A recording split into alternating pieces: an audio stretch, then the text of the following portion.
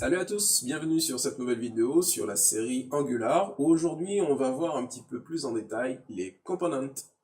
Donc dans la dernière vidéo on a installé Angular et on a lancé le serveur avec ngserve et vous me direz bah ouais super, ton tuto il sert à rien puisque installer Angular et autres, voilà, on suit les informations qu'il y a sur le site web, mais qu'est-ce que je fais avec ça? Moi si je veux créer un site, comment je fais? Ben, il y a plusieurs choses à comprendre dans Angular. Donc Angular, d'abord, c'est une single page application. Ça permet de faire des single page applications. Ce qui veut dire que ça ne fonctionne pas totalement comme vous avez l'habitude de faire si vous développez en HTML, CSS. Vous n'aurez pas la page qui va se recharger à chaque fois que vous allez cliquer sur un lien. En tout cas, pas si vous le faites correctement.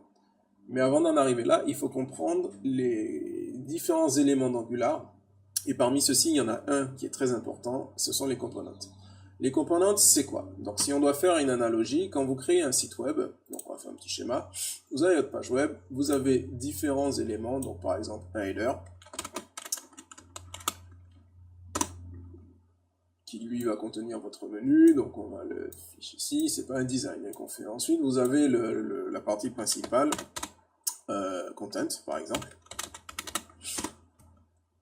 qui lui va afficher les informations que vous voulez mettre sur votre site. Et par exemple aussi, allez, une sidebar.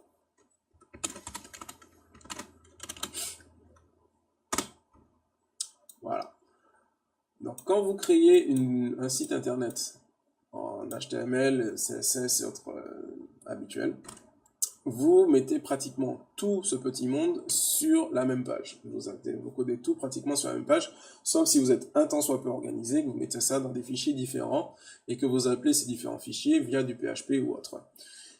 Angular va fonctionner à peu près de la même façon. C'est-à-dire que vous pouvez très bien faire une application Angular en n'ayant qu'un component, le component principal qui se crée quand vous installez Angular, donc le app.component.ts, ou alors vous décidez de sectionner votre site en plusieurs parties et chaque partie aura son propre component. Donc si vous faites ça, c'est parfait. Par contre, il faudra comprendre une chose, c'est que tous ces components seront enfants d'un component principal qui est le component app. Donc app, c'est vraiment la route et lui, il va englober vraiment tous ces composants-là. Tous. C'est très important à comprendre.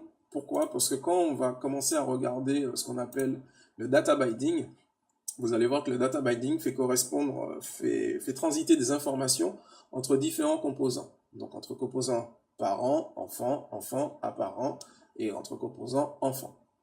Donc il faut très bien comprendre la hiérarchisation au niveau des components sur Angular 4, c'est très important. Donc il faut bien retenir une chose, quand vous développez une application avec Angular 4, vous avez toujours un component root qui est le component app. C'est à partir de lui que vous allez appeler tous les autres components. Et on me dirait oui, c'est bien beau tout ça, mais bon, comment je crée un component? Donc un component, vous avez deux façons de le créer. Soit de façon semi-automatique avec Angular CLI, où vous tapez juste une ligne de commande et vous donnez le nom de votre component, soit en le créant totalement manuellement. Donc pour le bien de l'apprentissage, on va avant toute chose créer un component manuellement. Donc dans votre dossier app, vous créez un nouveau dossier. On va créer le component header par exemple. Donc on va créer un dossier header. Et dans le dossier header, on va créer un seul fichier pour l'instant, qui va s'appeler header.component.ts. C'est à partir de ce fichier qu'on va créer notre premier component. Donc un component, c'est quoi? C'est ni plus ni moins qu'une classe TypeScript. Donc on va créer une classe TypeScript et on va l'appeler header.component.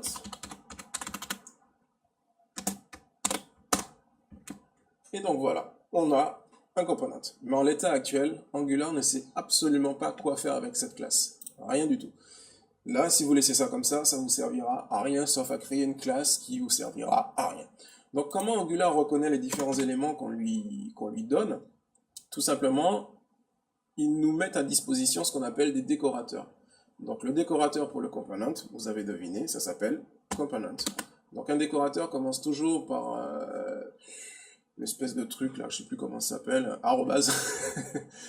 Un décorateur commence toujours par un arrobase avec le nom du décorateur en question. Donc moi c'est component.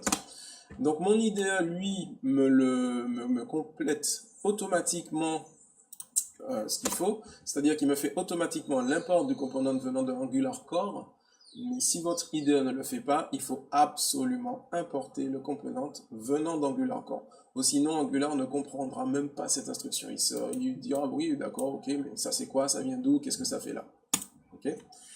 Et dans ce component, en fait, le component prend un objet JavaScript qui va lui donner différents paramètres. Le paramètre le plus important et qu'il faut absolument mettre dans le décorateur component, c'est le nom de celui-ci, c'est-à-dire le selector.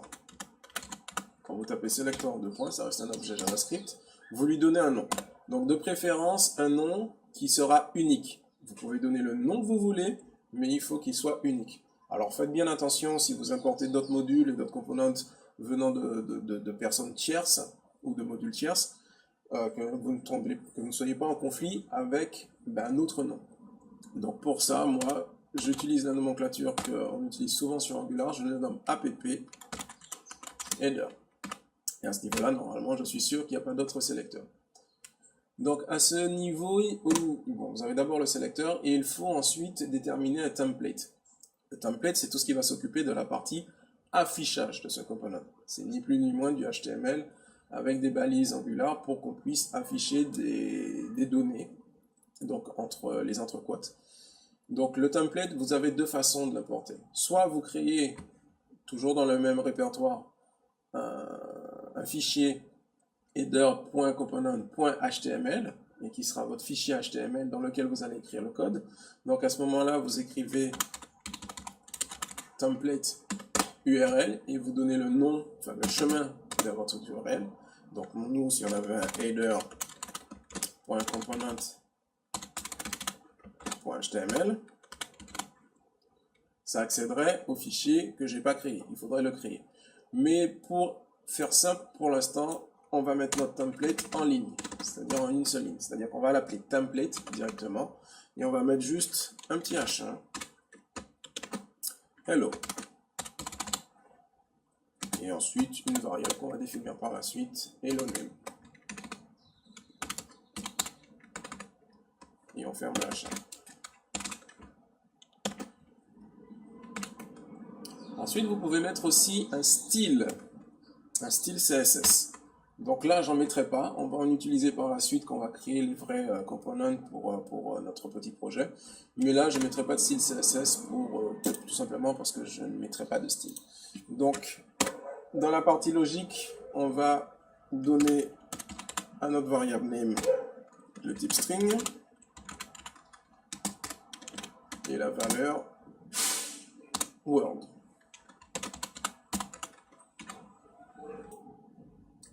Et donc je donne à ma variable name la valeur word. Donc à partir de là, il y a plusieurs petites choses encore à faire. Parce que si vous utilisez ça comme ça ne fonctionnera pas. Donc absolument au niveau de la classe, il faut dire à Angular que c'est une classe de type export. C'est une classe que vous allez exporter en fait. Et pour utiliser ce component, on va l'utiliser dans la app.component.html, excusez-moi. On va tout simplement l'appeler par son nom. Mais dans un premier temps, vous allez voir que même si on fait ça, ça ne fonctionnera pas. Donc, ça s'appelle app header, si je me souviens bien. Voilà. Bien sûr, la complétion me fait des erreurs. Là, à la page, il n'y a rien qui s'affiche, même pas d'erreur, mais ne vous inquiétez pas, il y a une erreur. Si on ouvre la console, on voit qu'au niveau du JavaScript, il y a vraiment des erreurs.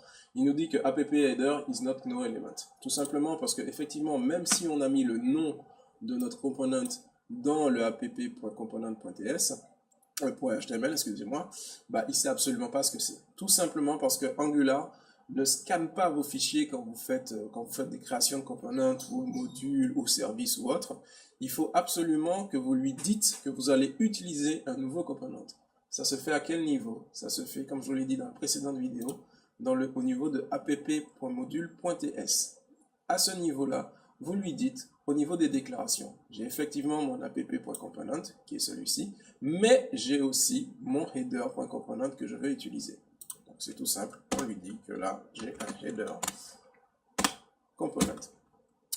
Donc bien sûr, mon IDE me complète tout ça et il me fait aussi l'import, c'est très important, l'import du header component from de mon dossier header et du fichier header.component. Il ne met pas l'extension et on ne met pas d'extension, c'est vraiment pas utile.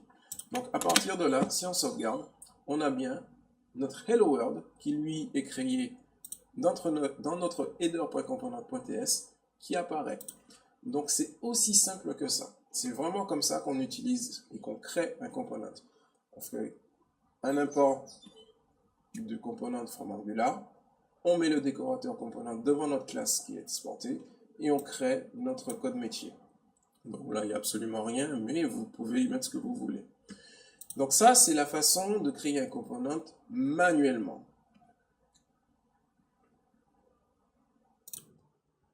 Donc si dans notre projet, on a 15, 20, 30, 60, 70, 100 components à créer, on ne va pas tous les créer manuellement.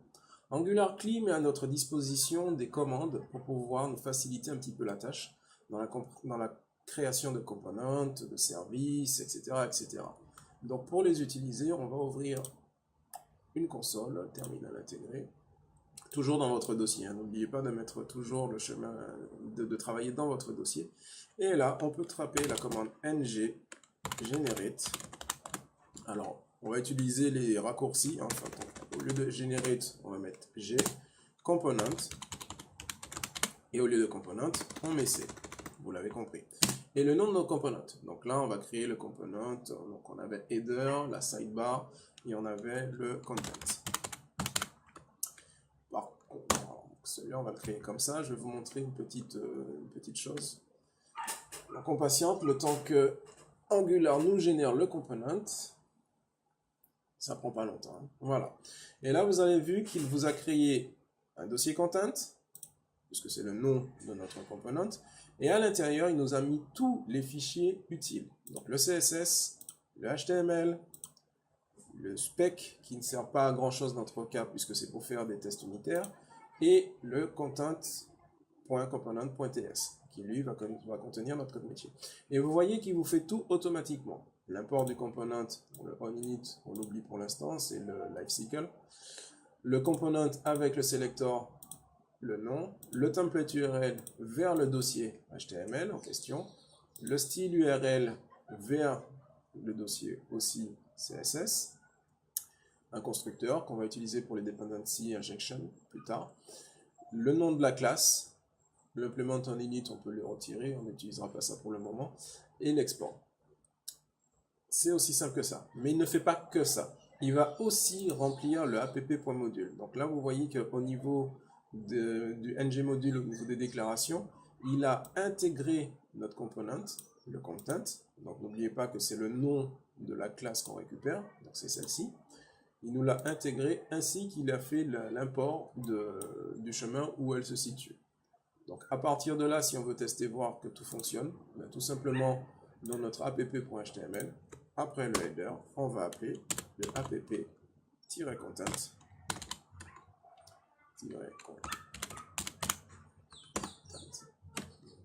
On va voir si tout fonctionne. Et voilà, Content Works. Content Works tout simplement parce que c'est ce qui est écrit dans le HTML. Si je remplace ça par un H1, je sais pas, je n'ai pas trop d'imagination. Je vais mettre Content Works, hein, ce qui était écrit, mais cette fois-ci en plus gros. Je sauvegarde. Vous voyez qu'on a le Content Works. Donc ça, c'est la façon semi-automatique, puisqu'il faut quand même taper la ligne de commande nggc et le nom de votre component, pour que tout soit rempli au niveau d'Angular, qui vous génère à la fois les fichiers et à la fois qu'il remplisse le app.module.ts à votre place. Donc ce fichier-là n'est pas très utile pour nous, le content.component.spec. Donc quand vous voulez générer un component sans cela, donc on va générer celui de la sidebar tout simplement. Sidebar. Il faut tout simplement taper spec, enfin spec false. Et là, il vous génère, le temps que ça se mette à jour. Voilà. le dossier de la sidebar, le fichier CSS, le fichier HTML, le fichier TS et sans le spec qui ne nous sert à rien. Et c'est le même principe, il a aussi rempli dans le app.module sidebar et il fait l'import de la sidebar. Donc si on veut tester, dans l'app component, ici, on appelle notre sidebar. Alors, je ne sais pas comment il a appelé, je vais aller vérifier ça tout de suite. Il a appelé app sidebar tout simplement. App sidebar. Pas d'autocomplétion, sidebar. Merci beaucoup. Et sidebar works. Ça s'affiche sur notre page, tout simplement, parce qu'au niveau du sidebar.component.html, c'est ce qu'il y a de marqué. Comme d'habitude, on va le remplacer par un chien qui est un petit peu plus visible.